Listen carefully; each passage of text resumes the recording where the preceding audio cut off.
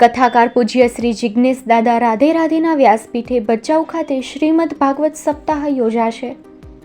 ભચાઉના ઐતિહાસિક કરઘરિયા ધામ નીલકંઠ મહાદેવ મંદિર તથા રામજી મંદિર ખાતે યોજાનાર ભાગવત કથા 3.5 દાયકા બાદ ભચાઉ ખાતે સમસ્ત સમાજોને સાથે જોડી યોજાવા જઈ રહી છે ભાગવત કથા।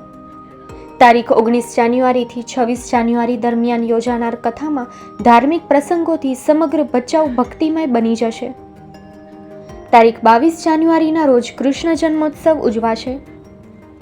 મહામંડલેશ્વર પરમ પૂજ્ય શ્રીમંત રામદયાલ દાસજી બાપુજી જીથોડી હનુમાનજી મંદિર જેતપુર દ્વારા આયોજિત શ્રીમદ ભાગવત સપ્તાહ જ્ઞાન યજ્ઞનું રસપાન કથાકાર પૂજ્ય જિજ્ઞેશ દાદા રાધે રાધેના કંઠે થવાનું છે।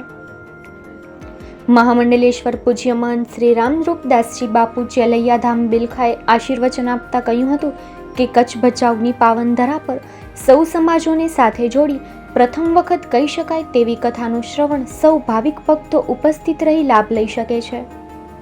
વધુમાં તેઓ શ્રી કહે છે કે जय श्री राम। वर्तमान काल में जो आयोजन की तैयारी चली रही है ये श्रीमद भागवत सप्ताह ज्ञान यज्ञ है।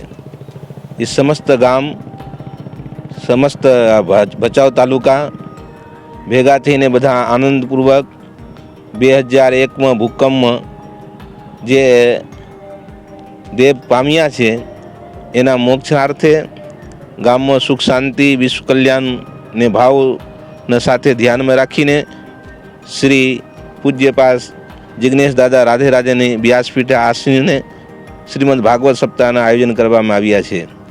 आ भागवत सप्ताह ने तैयारी आप जोई रह्या छो। आश्रे 15,000 जेटला माणसों आ पंडाल में बेसीने कथा श्रवण करी सके छे। सामे छोरे आप जोई रह्या छो रसोराने ई डोम पण बंधाई रह्या छे। आश्रे 25,000 थी वधारे माणसों एक पंगत में बेसीने प्रसाद लई सके एवा मोटा भोजनालयनी व्यवस्था करवामां आवी रह्या छे। आनंद मेलाने अद्भुत व्यवस्था करवामां आवी रह्या छे। 21 दिवसथी सतत रात दिवस अखंड रामधून ने आयोजन करवामां आव्या छे। रामधून ने अंतर्गत आश्रे 2,500 થી 3,000 माणसों रोज प्रति दिवसे भाग ले छे। बधा अहींया प्रसाद लईने भगवानने नाम संकीर्तन करीने आनंदित थईने जाय छे। जेटला पण समाज छे अमे बधा समाज कोईपण जात पात भेद वगर बधा समाजने एक समाजने अमे एक पोथी आप्या छीए। ई गाममां बधा घरे घरे पोतपोतानी समाजमां पोथी फेरवे छे, भगवानने नाम संकीर्तन करे छे। एवी रीते भावमय भक्तिमय वातावरण आखो समस्त तालुका में भचाउ गाम में भचाउ सिटी शहर में समस्त भगवतमय उत्सव मनाववामां आवी रह्या छे। तो कथाना सेवक उमियाशंकर महाराज कहे छे कि कथामां भव्य रास गरबा संतवाणी तथा भव्य लोकमेळो योजाशे। तेमज कथा दरमियान हजारों भक्तों एक साथे प्रसाद ग्रहण करी शके तेवी सेवकों द्वारा व्यवस्था करवामां आवी छे।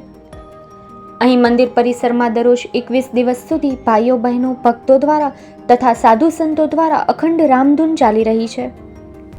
सीताराम श्रीमद भागवत ज्ञान भचाउ करघरिया धाम एटले ऐतिहासिक धाम है। अहींया पितरोनी विधि पण थाय छे, पिंड तरे छे अने आ ऐतिहासिक कुंड पर छे एटले भूकंपनी अंदर त्यां सुमती वन बन्यो छे नगरपालिका द्वारा।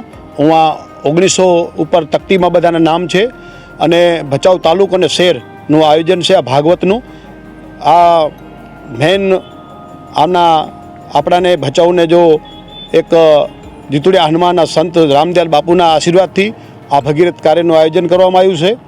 ચેલિયાના ધામના રામરૂપદાસજી મહારાજ નાનદા બાપુ તરીકે સ્થાપ છે તેમને પણ ખૂબ આજે લગભગ 20 દિવસથી ભચાઉમાં પધાર્યા છે અને ખૂબ બધી સમાજોને સાથે રાખીને કામ કરે છે અને સમાજોને જોડે સાથે જોડ્યા છે બધાને અને ભગીરથ કાર્યમાં તાલુકો અને શહેર દિલથી હૃદયથી કહું છું ખૂબ આનંદથી જોડાણા છે। સીતારામ।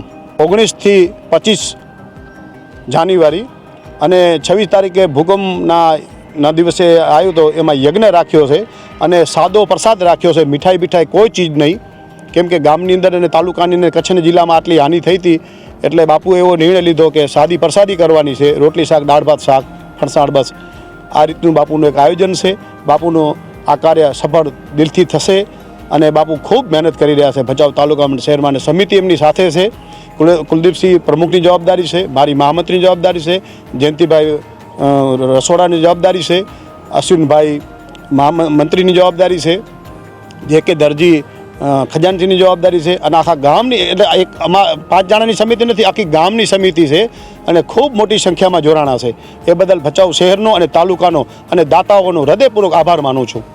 સૌ દેશવાસીઓ અને દરેક સમાજો પ્રેરણા લે તેવા હેતુથી કિન્નર સમાજ માટે પણ ખાસ પોથીની વ્યવસ્થા રાખવામાં આવી છે.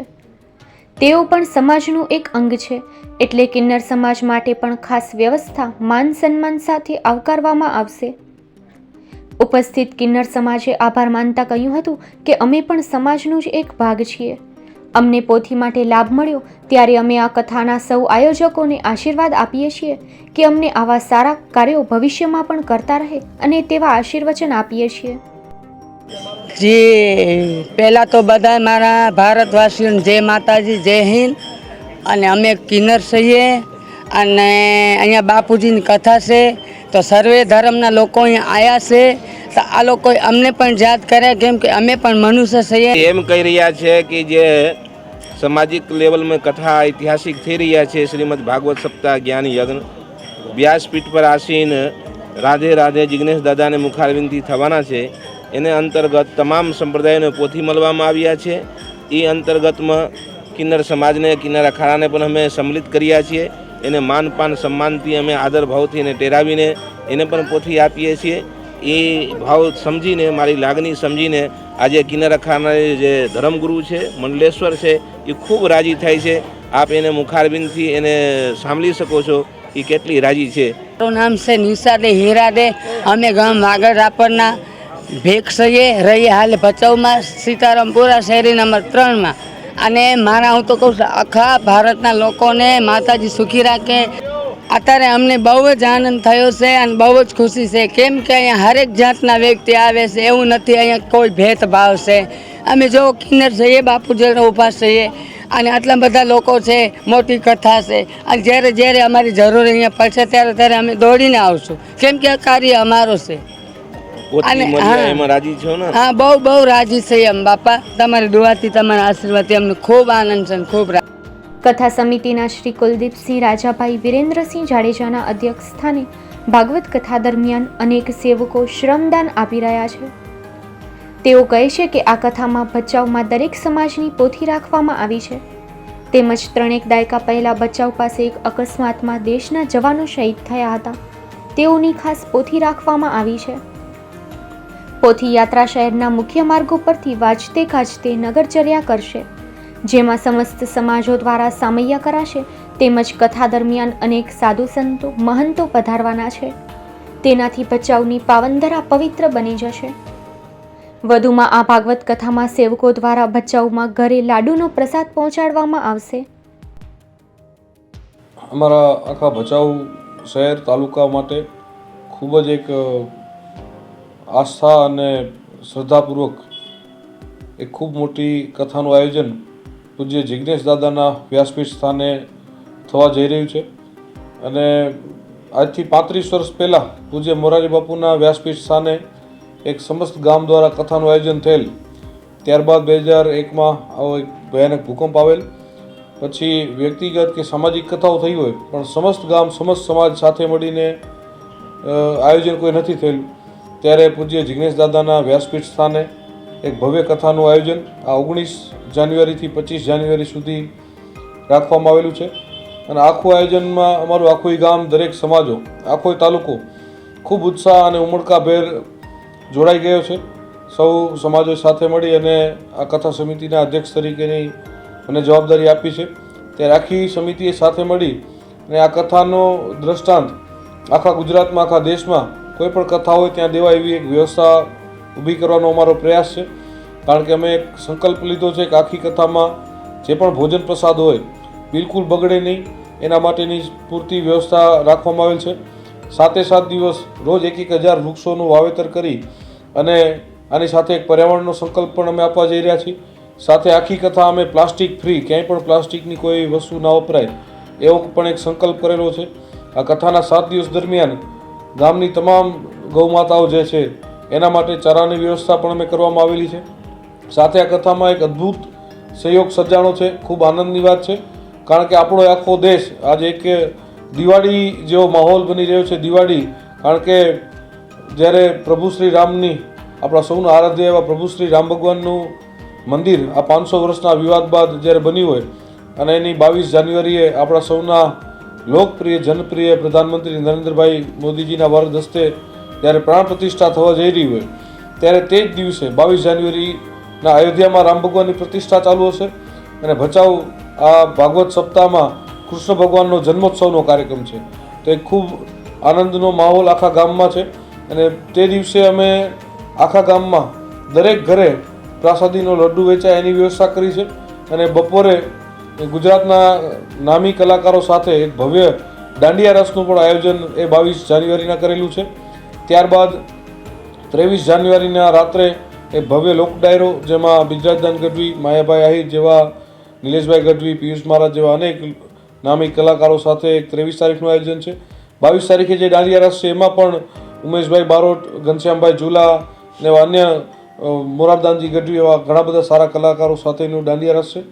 આ સાથે લગભગ ભારતભરમાંથી કેટલા બધા મઠાધીશો અને ઘણા બધા ગાદીપતિ સંતો, લગભગ 100થી પણ વધારે સંતો આ ભચાઉની ભૂમિ ઉપર પગલાં કરવાના છે.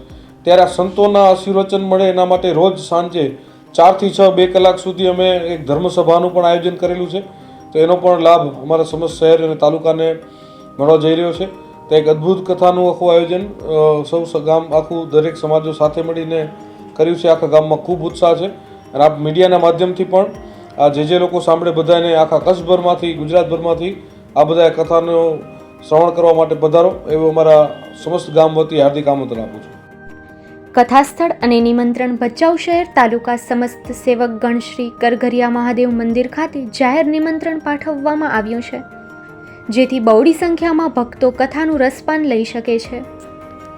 સમગ્ર અહેવાલ અલ્પેશ પ્રજાપતિ ભચાઉ દ્વારા